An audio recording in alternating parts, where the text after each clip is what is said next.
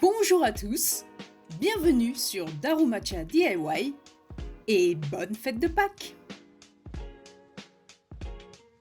Dans la vidéo précédente, j'avais fabriqué un meuble à chaussures. Et dans cette vidéo, on aimerait terminer les travaux de l'entrée. Et l'on va commencer par la porte. Ah, cette porte.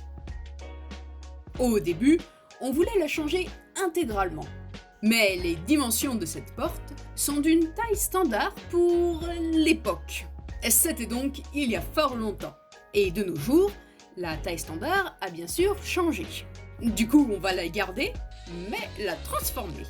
Premièrement, on va enlever la serrure.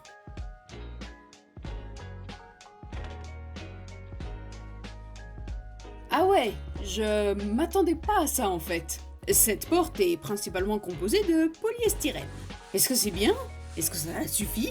En fait, j'en sais rien du tout. Mais la seule chose que je sais, c'est que ça fait des décennies que c'est là, et il n'y a jamais eu aucun souci. Donc, la manière la plus simple pour nous pour rénover cette porte va tout simplement être de la peindre. Oui, la peindre. La peindre. On va tout d'abord appliquer ce produit, un petit coup de spray par-ci par-là, afin que la peinture adhère bien sur cette surface. Et tiens, tant que j'y suis, on a trouvé un nouvel usage pour ce meuble à chaussures. On range beaucoup plus de produits qu'autre chose. Et oui, au final, on n'a pas tant de chaussures que ça. Et voici la peinture. Maintenant, on secoue, comme lorsque je fais des petits cocktails, plutôt des gros cocktails. La couleur que nous avons choisie peut paraître un petit peu originale pour certains. Mais bon, après tout, pourquoi pas, hein? Oui, c'est bleu. Tout comme mon bonnet d'ailleurs. Ainsi que le toit. Et certains de nos rideaux aussi.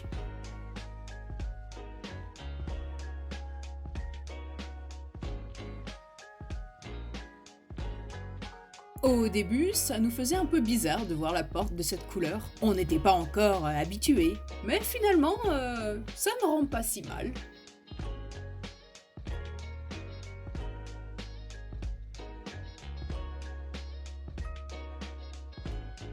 Alors, c'est pas mal quand même, hein? Bon, par contre, ce serait nettement mieux avec une serrure. La serrure d'origine ressemblait à ceci.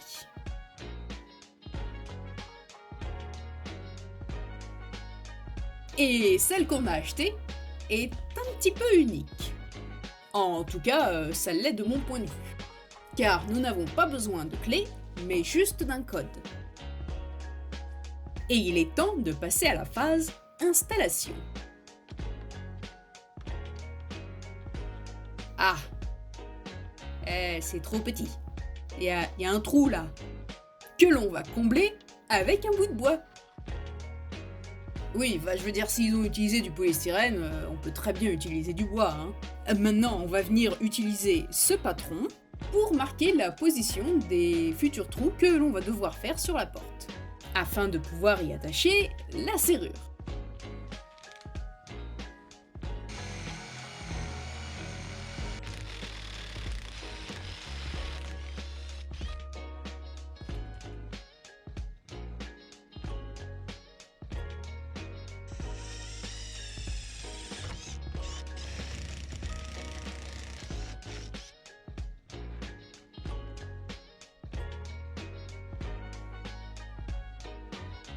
Super.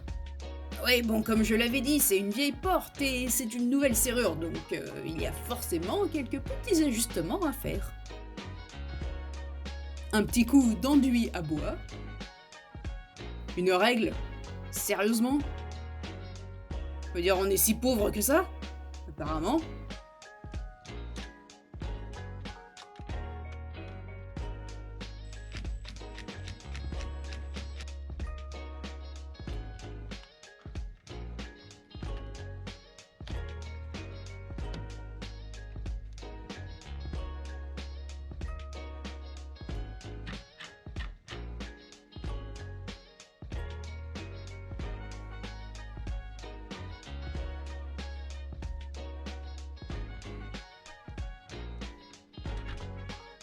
Ouh, bien joué!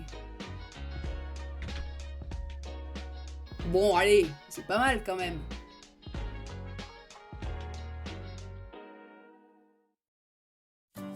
Il y a une toute dernière chose sur laquelle on aimerait travailler. Comment je pourrais expliquer ça? Euh... Voilà, c'est pas hyper pratique, on est d'accord. Et si vous voulez recevoir une lettre d'amour, alors vous devez vous abonner et partager la vidéo.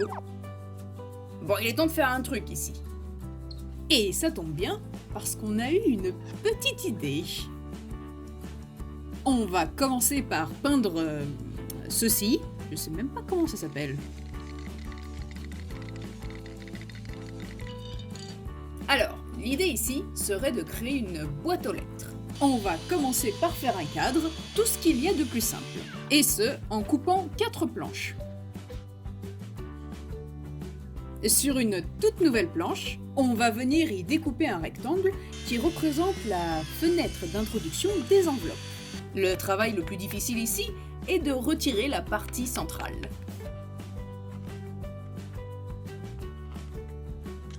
Super, t'as réussi! Je retire ce que j'ai dit.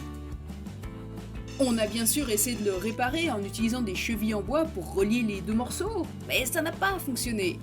Bon, c'est pas grave, on va en faire un autre. Ok, deuxième essai.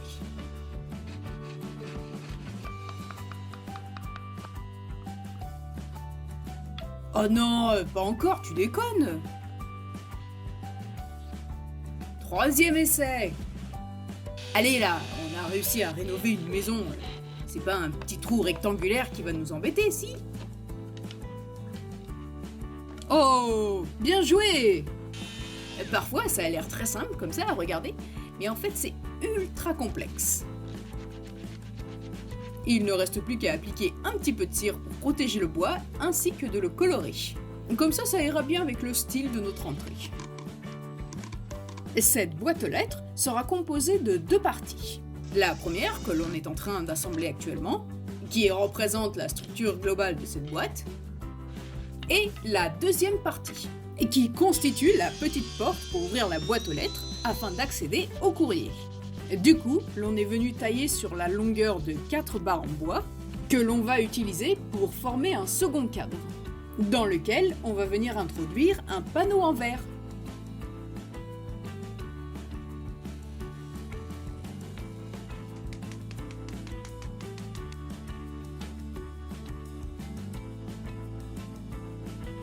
On va y ajouter une petite pointe de silicone pour bien maintenir le verre dans le cadre.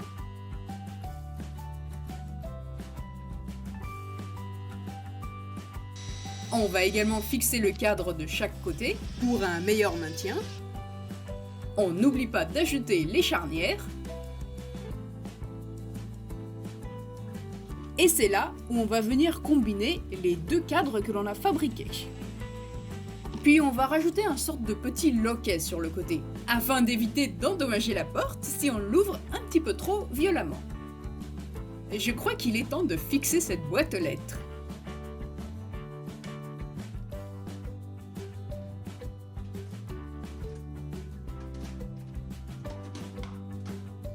Ah, c'est pas terrible ça. Ici, il va falloir faire 2 petits ajustements. Déjà, on a fabriqué un deuxième cadre afin de doubler la largeur de notre boîte aux lettres, car l'enveloppe restait souvent bloquée et avait beaucoup de mal à tomber au fond de la boîte. Afin de combiner ces 2 cadres ensemble, on va faire des trous tout autour du premier cadre. Dans ces trous, on va venir y insérer des petites épingles très pointues. On va positionner les 2 cadres l'un sur l'autre, appuyer très fortement afin que cela marque la position sur le second cadre. Il ne reste plus qu'à retirer ces épingles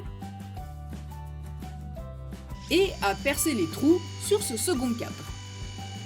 Ensuite, on rajoute des chevilles en bois assez longues pour emboîter les 2 cadres, une bonne dose de colle et on laisse la magie opérer. Le deuxième point va être de placer un petit morceau de bois à l'arrière de la boîte. Ainsi, ça évitera l'enveloppe de tomber par terre. Je pense que ce coup-ci, on est bon.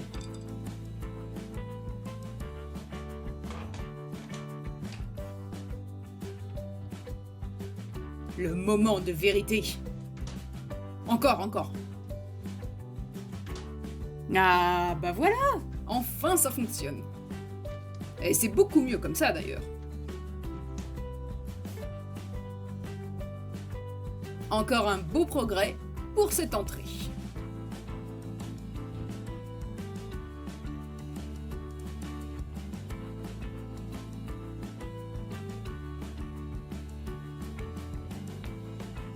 Avant, lorsque l'on avait acheté la maison, voilà à quoi ressemblait notre entrée.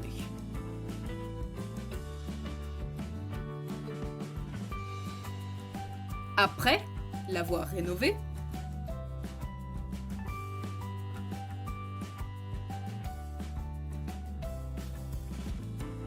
avant, on devait garder nos chaussures dans la maison, mais maintenant, ce n'est plus le cas.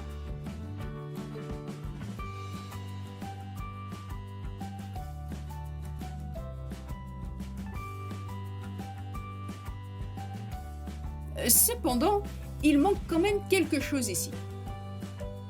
Et plus spécialement sur ce mur. Étant donné qu'il nous reste beaucoup de chutes de bois, on aimerait bien créer une sorte de décoration murale ici. Donc si vous avez la moindre idée, faites-vous plaisir, partagez vos suggestions en commentaire. Dans un prochain épisode, une décoration super utile. Du mobilier plus qu'utile. Une étagère bien utile. Ça, c'est putain d'utile. Enfin bon, vous en saurez plus la semaine prochaine. En attendant, prenez soin de vous et passez de bonnes fêtes de Pâques.